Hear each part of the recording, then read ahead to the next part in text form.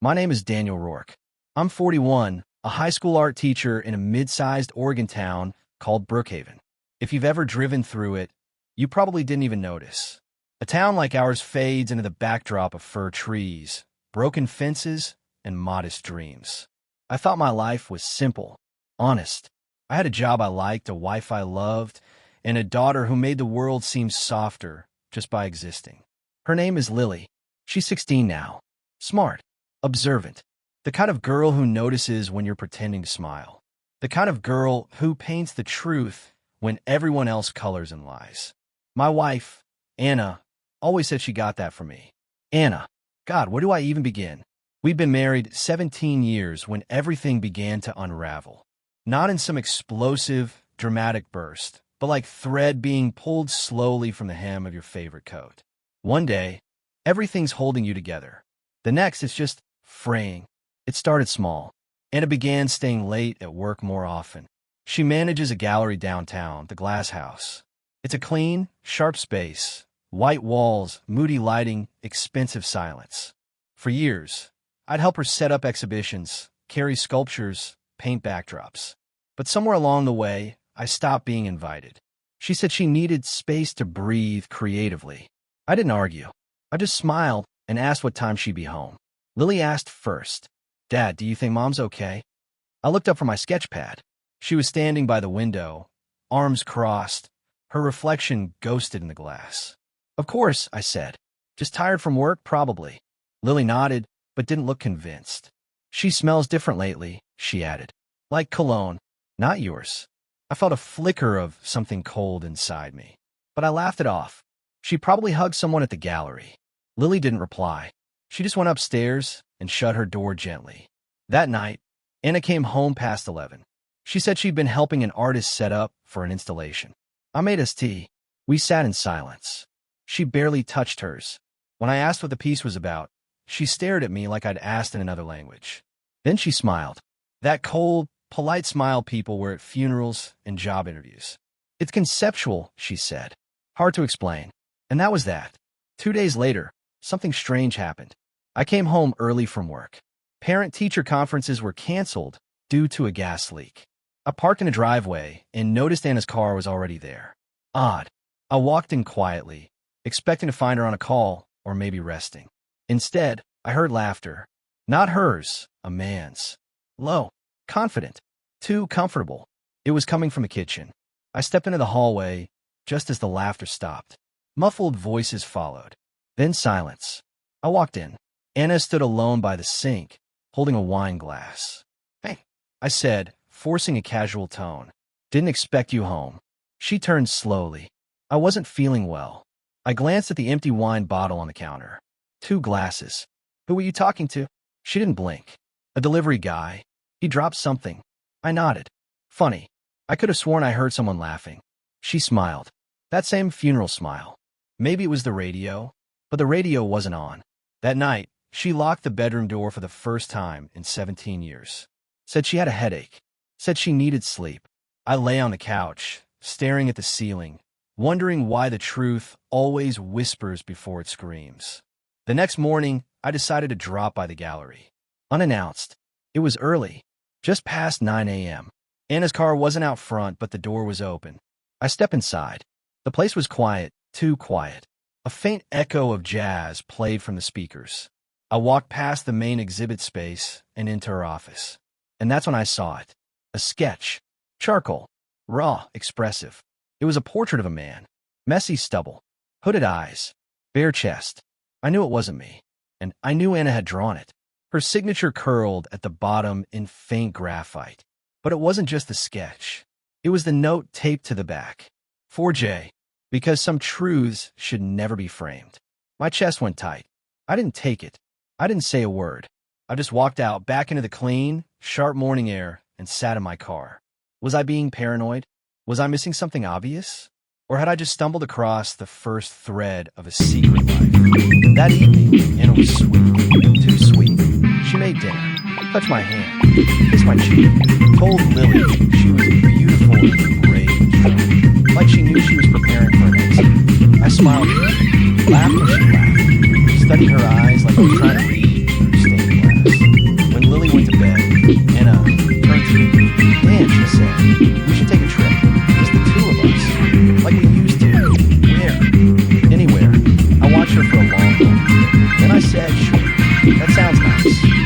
inside, I was already preparing for it. The next day, I asked a friend of mine, Caleb, a former student and now in private security, to install a discreet camera near our home. Not for revenge, not for curiosity, for truth. Because something was off. And I wasn't going to sleep through the unraveling of my marriage while Anna told me stories behind a glass smile. That night, while Anna showered, I opened her laptop. It was locked. It had never been locked before. And that's when I knew the woman I loved was hiding something. But I had no idea just how deep that lie was. And that the man in the sketch, he wasn't just a stranger. He was someone I already knew. I didn't sleep that night. I lay on the couch again, same position as the night before, staring at the shadows cast by our ceiling. I kept hearing that line over and over. Some truths should never be framed. I didn't know what it meant exactly, but I knew what it felt like. It felt like betrayal dressed up as one. By morning, the camera Caleb installed had already paid off. It caught a man arriving in the house while I was noon, broad daylight. He didn't knock. He walked in with a key. I watched the footage of my car, my heart knocking against my ribs. The man wore a navy coat, sunglasses, and a baseball cap, but his side profile was enough. My stomach dropped. Jackson Grant, a name I hadn't heard in 10 years. I knew him from before Anna ended up there. We crossed paths when I was still teaching. He was running a summer camp workshop. Charming, pretentious, one of those guys who quoted philosophy like it was flirtation. Anna had taken his class right after college. I remember the way she talked about it back then. Intense, brilliant, maddening. I also remembered how we once fought because I saw them hugging behind the supply chain. She said it was nothing, that I was being possessive. So I let it go. Eventually, Jackson liked him. Moved to New York, started showing in big galleries. His name popped up once or twice over the years, but Anna never mentioned it. Until now. And now, he was walking in my house with me. That afternoon, I picked Lily up from school. She climbed into the car quietly and buckled her seatbelt. Everything okay? I asked. She didn't answer at first. Then, I saw Mom yesterday. Downtown. I turned to her. Okay. She was with a man. Tall, gray jacket. Looked familiar. My grip tightened on the steering wheel. What were they doing? They were holding hands, she said. Not looking at me. But not like friends. Like more. Silence fell like snow between us. I wanted to lie. To say it was probably someone else. To shield my daughter from this slow motion implosion. But Lily was too smart for that. Too much like me. She's been acting weird for months, she added. I didn't say anything because I thought maybe it was stress. Or menopause. Or just life. I tried to laugh. Failed. You think she's cheating? She asked like she already knew. I didn't answer. Just drove. That night, I went through our shared desktop computer, the one Anna rarely touched. I was looking for anything. A trail. A file. A trace. And I found something. An unsent email draft. Titled, Confession I'll Never Send. I clicked it open. My hands trembled. It read, Jackson, there's so much I want to say, none of it makes sense. I never stopped wondering what if. What if I'd chosen? What if I hadn't married the same choice? What if the life I have isn't the life I'm meant for? Dan is a good man. He deserves someone who sees him clearly. But lately, I can't see him at all. Every conversation feels like a performance. Every morning like a lie. I look at you and feel like my true self again. Like I'm waking up from a long, boring dream. I don't know if I'll say this. Maybe writing it is enough. Maybe not. Hey, my throat felt dry. My legs numb. The safe choice. The life I'm not meant for. This wasn't just about Jackson. This was about me. Everything I built. Every sacrifice. Every boring Sunday. Every quiet compromise. I wasn't the villain in this story. But I wasn't a hero either. I printed the letter and folded it into my jacket pocket. The next morning, I made 2 phone calls. One to Caleb, one to a lawyer. Caleb brought more gear. A second camera, this time disguised in the bookshelf by the entryway. Motion triggered audio. I didn't want his footage now, I wanted words. The lawyer, Ms. Peggy Morris, was a friend of friend. Sharp, quiet, very clear. Don't confront her yet, she said. Document everything, especially if there's a child involved. The courts love records. I nodded. What about the house? Do not leave. She walks out. That's abandonment. not surrender. I thanked her.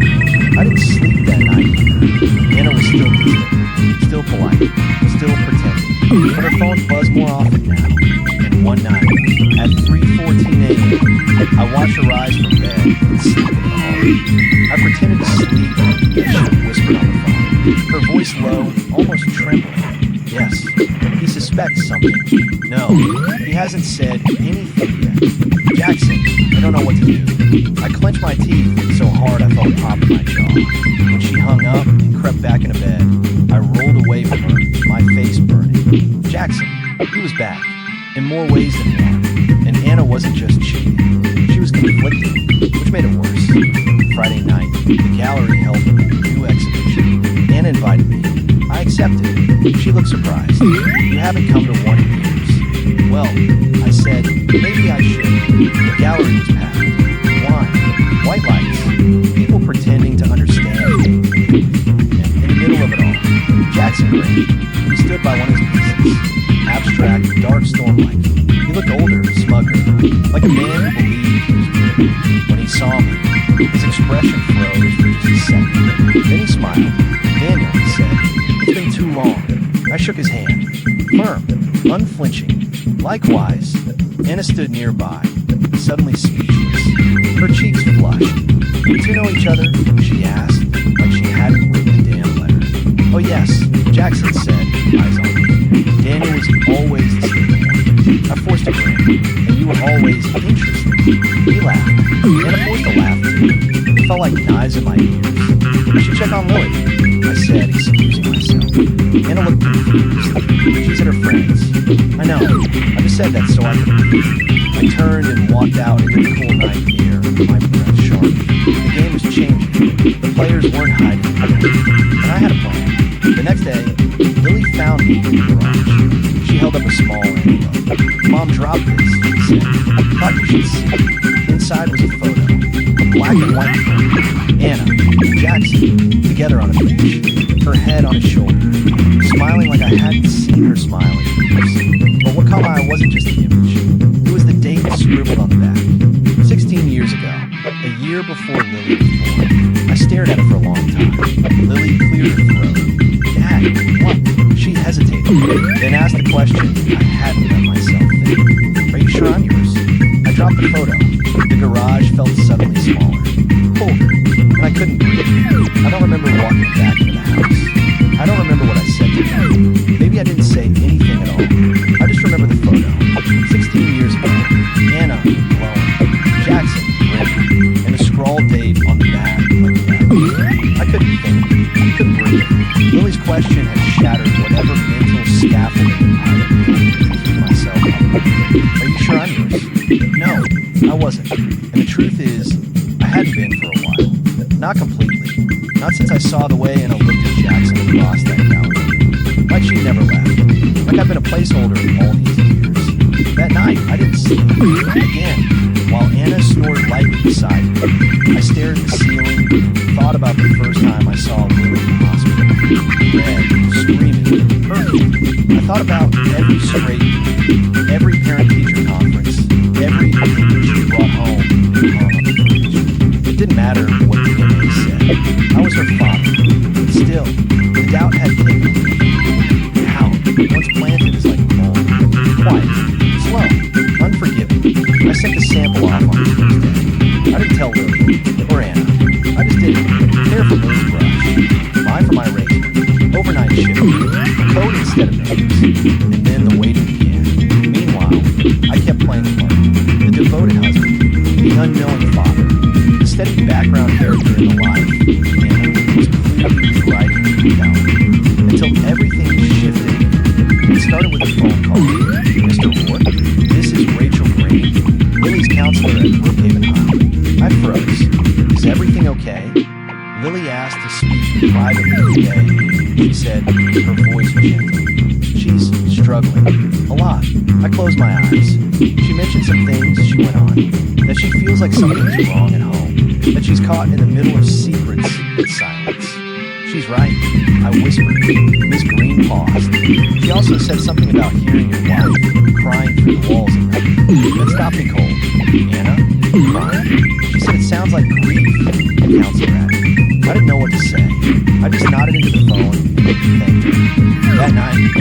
stayed up later than usual, pretending to be great paper beverages. At 2:17 a.m., I heard a soft sound in front of the bathroom. I stood quietly by the door. Anna was crying, alone, broken, not the defiant woman, no, not the confident liar, something else entirely, and I didn't know whether to comfort her or ask who she was mourning, me, the marriage, or Jackson. The next morning, she made pancakes. I stared at the stack like it was a confession. I thought you had a staff meeting, she said. Cancel. She sat down across from me, eyes glassy. You okay? I asked. She hesitated, then nodded. I had a dream about your mother last night. I blinked. My mother's been gone 10 years. I know, she said quietly. But in the dream, she knew everything. She wasn't angry, just disappointed. I didn't answer. What would she say to me? If she were alive? Anna nodded. She'd say the same thing she always said. That truth finds its way home, whether you open the door or not. 3 days later, the envelope arrived. Blank, no return address. Inside, a single sheet of paper. In 4 words that stopped my breath. Paternity inconclusive. Retesting recommended. I stared at it for minutes, waiting for clarity that didn't come. Inconclusive. Not yes, not no, just another question. The lab had found anomalies, inconsistencies in receiving samples, possibility of contamination from the slate. They recommended a clean retest, but I already knew what I had to do. I had to ask Anna, not accuse, not rage, ask. It was the hardest conversation of my life. We sat on the back porch that night, the same place we used to drink wine when Lily was a baby, back when things were warm and safe. I handed her the photo, the one with Lily, the one she clearly tried to hide. She went pale. Where did you get this? Lily found it. Her eyes watered. Did you sleep with him? Her silence was all the answer I needed. I nodded. Before we were married? Just before, she whispered. I didn't know I was pregnant. Did you ever tell him? No. Did you ever tell me the truth? Tears streamed down her cheeks. I convinced myself that you were a father in every way that counted. I stood up. But you didn't know. I didn't want to know. Somehow, that made it worse. Later that night, I sat in the living room watching the hallway camera footage past me. Not for evidence now, but for something else. Maybe just clarity. One file was longer than the rest. It showed Anna pacing back and forth alone, talking to herself, crying, holding a folder, then finally placing something inside a book on a shelf. A red hardcover, Wuthering Heights. I stood, walked over, pulled it out. Inside was a sealed envelope with my name written in Anna's handwriting. I opened it slowly. Inside were 2 pages. One typed, one handwritten. The typed page was from a private typing service. It was a DNA report. Her and Lily. Confirmed biological marriage. The handwritten note was short. Damn, I know what you're thinking. I made a mess of everything. Our life, our daughter's security, trust. I ordered this test for myself 3 months ago. I had to know. I've been drowning in guilt since. I want to tell you, but I didn't want to lose you. Lily is yours in every way that matters. And I was scared you'd forget that. I know now that keeping secrets doesn't protect love. It kills it slowly. I'm sorry. For everything. Anna, I sat with that note in my hands. My heart fractured down the middle. It wasn't the answer I expected, but it was the truth. I finally realized something. This wasn't about Jackson. It never had been. This was about a woman who got lost in the mirror. A woman who woke up too late. A woman who lied, but not to her. To hide from herself. And that kind of lie is even more dangerous than betrayal. Because it almost looks like love. The next morning, I called Caleb and told him to take out the keys. Not because I forgave him, but because the surveillance had started to make me feel like we weren't hiding. That evening, Anna didn't come. No call, no text, just absence. I waited until midnight, then 2 a.m. At 2:42 a.m., a message finally came. Don't try to find me. I'm sorry, just that. And I had no idea if she meant for or forever. Anna was gone. The message read like something final, but it wasn't a full stop. More like ellipses. 3 dots that left too much room for questions. Don't try to find me. I'm sorry. No mention of Lily. No hint at where she got. Just silence. I tried her phone. Straight to voicemail. I tried the gallery. Closed. I drove by Jackson's loft above the bookstore on River Street. His car was there. Lights on. Music playing. But when I knocked, no one came to me. I wasn't even sure what I'd say. The next morning, I called the police. Not to file a missing person report. Not yet. Just to ask what the protocol was. The woman on the other end was calm. Adults have the right to disappear, she said gently. Unless you suspect foul play or they made a threat against themselves, there's not much we can do. So I hung up. Just sat there, on the porch, in the quiet, feeling like a man left behind by his own grief. Lily didn't ask questions the first night. She just noticed the silence. Where's Mom? I couldn't lie anymore. I looked her in the eyes. She laughed. She blinked. Like for work? No, I mean really left. She didn't cry. Not right away. She just went upstairs and shut her door. That sound, the soft click of her door, might have been the most painful noise I'd ever heard. The next day, a package arrived. No return label. Just my name. Inside, a small, hand-carved wooden box and a folded note. The box was something I recognized from years ago. A Project Anna. She used to keep love letters to me. But now it felt heavy. I opened the note first. Dan, I know you probably knew. Maybe you should. There's something you never knew. Something I never want to tell you. Because once I did, there'd be no going back.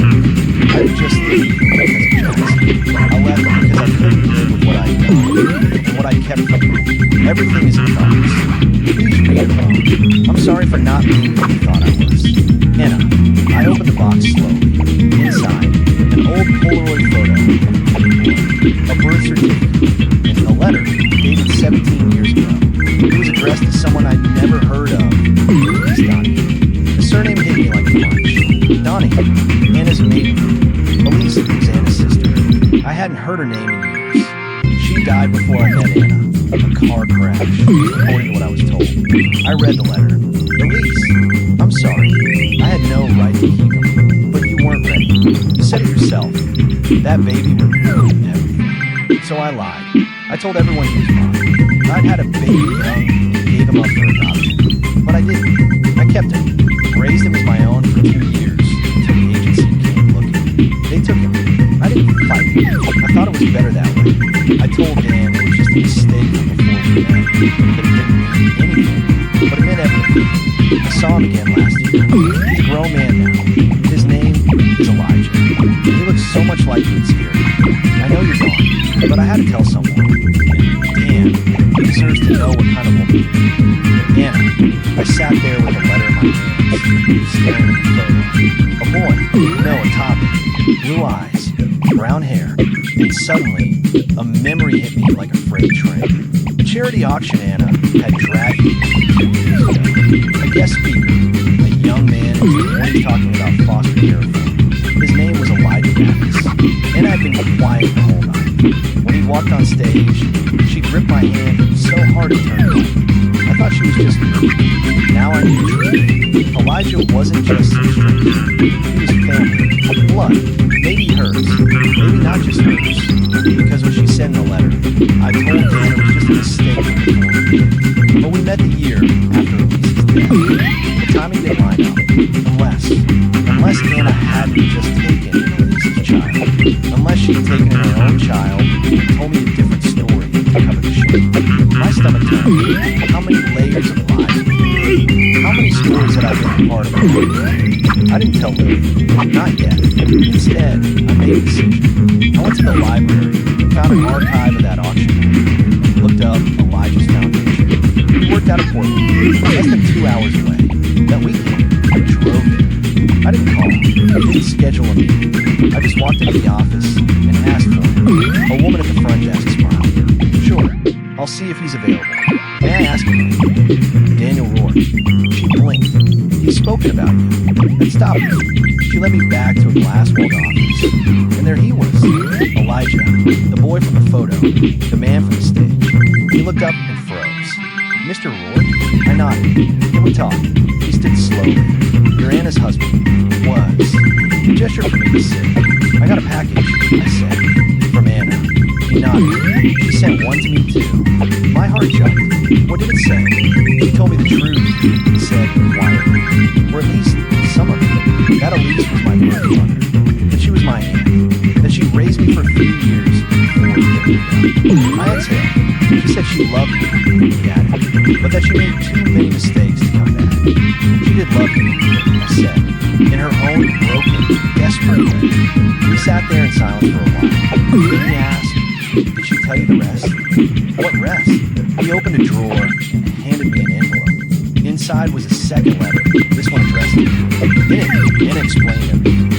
And Elise wasn't the only one who kept secrets. I did too. A boy, Elijah, was mine. Born when I was 19. Conceived during summer. I was too ashamed to remember. My father, he wasn't the man I thought he was.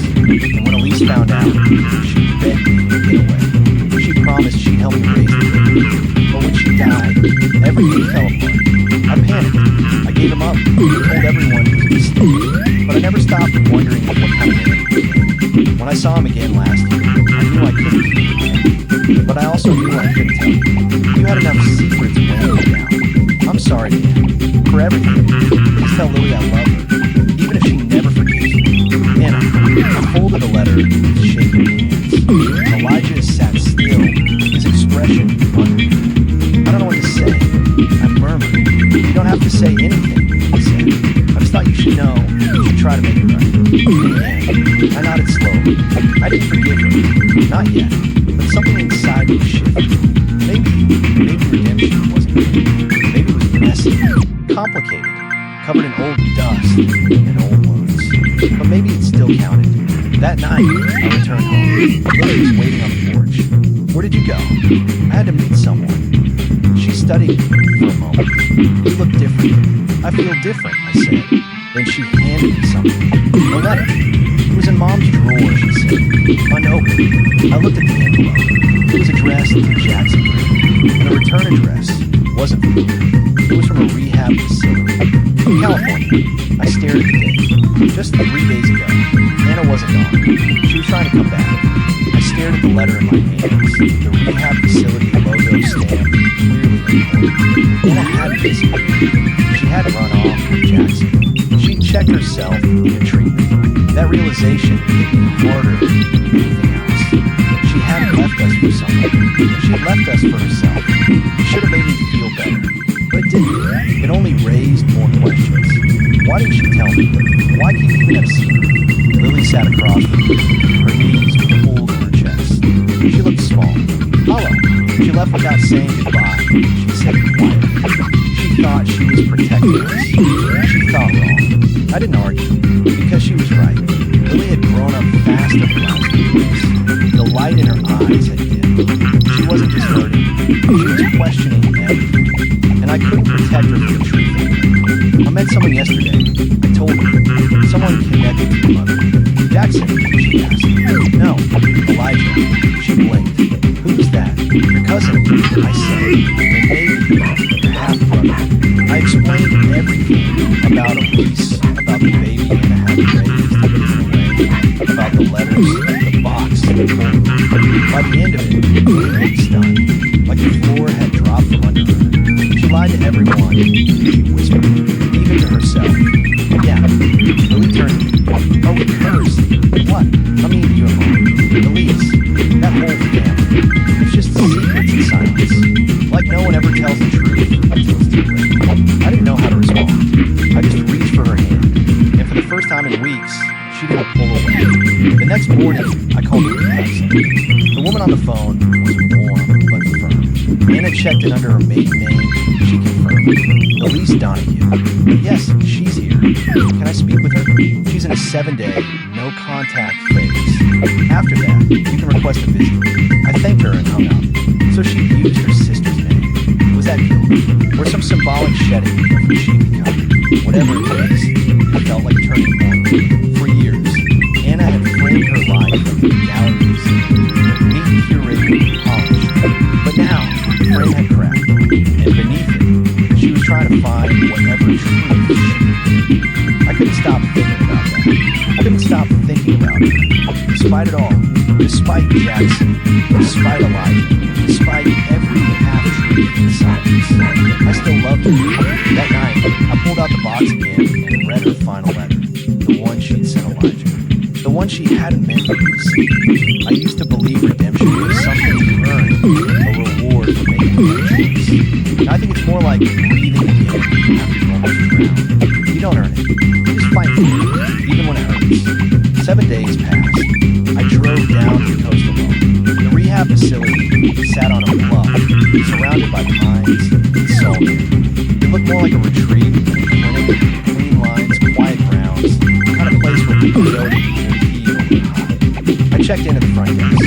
The receptionist nodded. She's expecting me. Room 2B. I walked down the hallway, my heart hammered. There she was, Anna, sitting by the window, sweater that looked. Her face was pale, hair pulled back, eyes tired. But she was still Anna. She looked up. Our eyes met. Neither of us said anything for a long time. Finally, she whispered, "I didn't think you'd come." I almost didn't. I understand. She motioned for me to sit. I did. We stared at each other like strangers who used to share a life. "You used Elisa's name," I said softly. Anna nodded. I thought maybe if I could start over, even for a little while, it would help me remember who I used to be, who I meant to be. "I read your letters. I figured you would. I met Elijah." Her face crumpled. "Did he hit me?" "No," I said, but he didn't understand either. Anna wiped her eyes. "I didn't come here to make people understand. I came here because I was tired of pretending, of building this picture-perfect life around a rotten sea. And me." She looked at me. "You were never the problem. You were the one thing I tried to keep clean. I just couldn't carry you." Silence. "I loved you," I said. "I know. Do you still?" She didn't answer, and that silence said more than anything else ever did. The drive home was quiet. When I got back, Lily was waiting with a strange look on her face. "There's a letter," she said, "from Jackson." I froze. "What?" She handed me the envelope, unmarked, no stamp, dropped off by courier. I opened it. Inside was a single sheet. Typed, "Daniel, I know you're probably sick of my name by now, but before you decide who I am, you should know something. I didn't chase Anna. She found me. She said you didn't see her anymore, that you hadn't for years. She said you turned into someone else, someone quiet, numb. I'm not excusing what we did, but I need you to understand you didn't lose her to me. You lost her time, and I think deep down you knew it. For what it's worth, I walked away. Before she left, I told her to go home. I told her to tell you the truth. But she didn't. Not because she didn't love you, because she didn't believe she deserved you. I hope you find peace. Jackson." I read the letter twice. Then I tore it in half. Not out of anger, out of exhaustion. Because Jackson was right, and Anna was right, and I was right. We were all right. And yet, everything had still gone so terribly wrong. That night, as I lay in bed, I thought about Lily's question. Are we cursed? No, we weren't cursed. We were just human, flawed, tired, hurting. And sometimes, the hardest thing in the world wasn't surviving betrayal. It was surviving the gray in between. The part where no one was the villain. But no one was innocent either. The next morning, I went out to the garage to get a box of old winter clothes for donation. And I found something I wasn't supposed to. A phone. Anna's old phone. The one she replaced last year.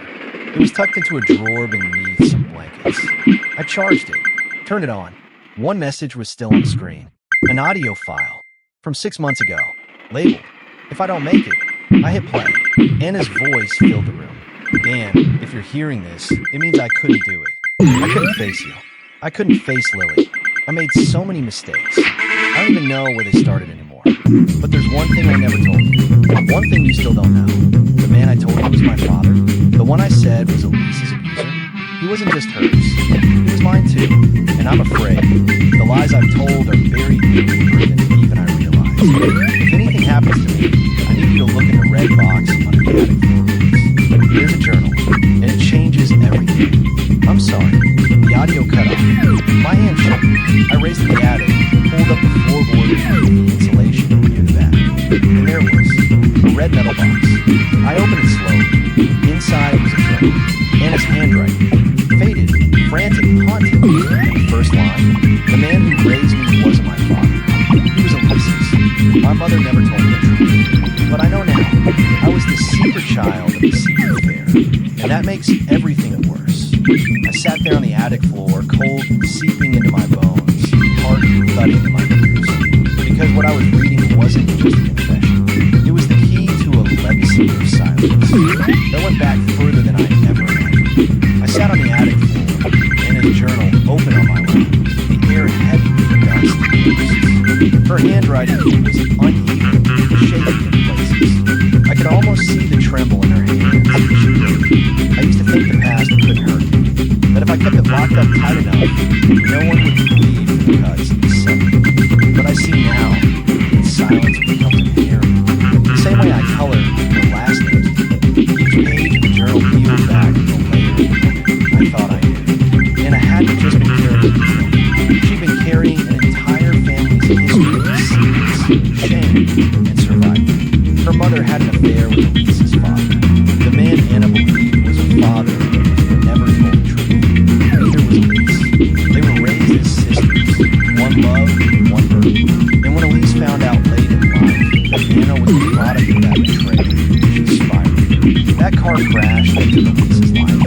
It wasn't an accident. Anna's journal didn't say it outright, but the implication was there between the lines. Elise had been driving too fast.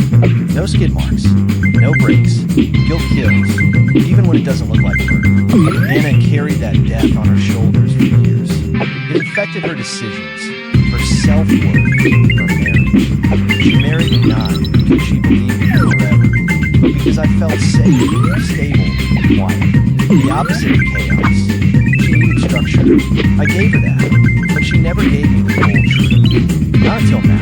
I spent the next 2 days reading every word she wrote. By the end, I felt hollow, but also clearly, her affair with Jackson, that was a symptom, not the disease. Her withdrawal, her lies, her shame, all of it traced back to a legacy of silence passed down like a family secret. I had a decision to make. I could carry her shame forward, let to find Lily, find her, or I could interview her. So I packed a bag, and I drove back to the rehab center. She looked surprised when I walked in. Her hair was short, her face thinner, but her eyes, those fractured, honest eyes, still held pieces of woman. I felt. I didn't think you'd come again, she said. I didn't come to argue. She sat quietly. I pulled out the journal and placed it on the table between us. I read it all. Anna closed her eyes. I told myself I'd burn it if I died in here, she said softly. But I guess a part of me hoped someone would see. Understand it. I nodded. Did it change how you see me? Yes, I said. It made everything make sense. She flinched. I didn't write it for pity. You didn't write it for me. You wrote it because you were finally ready to tell the truth. Tears welled in her eyes. Do you hate me? I don't know what I feel right now. But hate isn't it. We sat in silence. Then I said, I want you to come home. Not for me. Not for Lily. For you. She stared at me, stunned. I can't fix what you've done, I said. I can't forget the years of dishonesty. But I can't pretend you're not the mother of my child. The woman I once trusted with my entire heart. I don't deserve it. Maybe not, I said. But redemption isn't about what you do. It's about what you do next. She came home 2 weeks later. The first night back, Lily didn't say a word to me. She walked straight past Anna and up to her room. Anna didn't cry. She didn't beg. She just stood in the entryway, clutching the doorknob like it was a lifeline. That night, I heard her sobbing into a pillow. And for once, I didn't interview her because I wasn't going to fix her. She needed to do the work herself. And slowly she began therapy. She joined a support group. She sat with Lily every evening, even if it meant enduring the cold silence of a teenage girl trying to protect herself.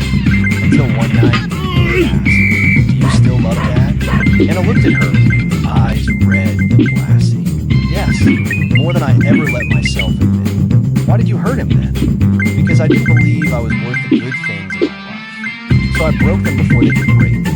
Lily didn't speak, but she didn't walk away. It was a start. 2 months later, Elijah came to visit. Not just to see Anna, but to see Lily too. They sat on the porch, talking like long-lost siblings. quite family, but no longer strangers. That evening, I watched them laugh over some old childhood story that Anna told them about Elise's garden. In the summer, they accidentally flooded Anna's playground. It was the first time I saw Anna smile. After Elijah left, Anna sat beside me on the back steps. I know I don't deserve peace, she said, but you're starting to earn it, I replied. She leaned into me gently, like she wasn't sure if she still had the right. I didn't pull away. 6 months later, the three of us took a road trip down the coast. Not to escape the past, but to make new memories.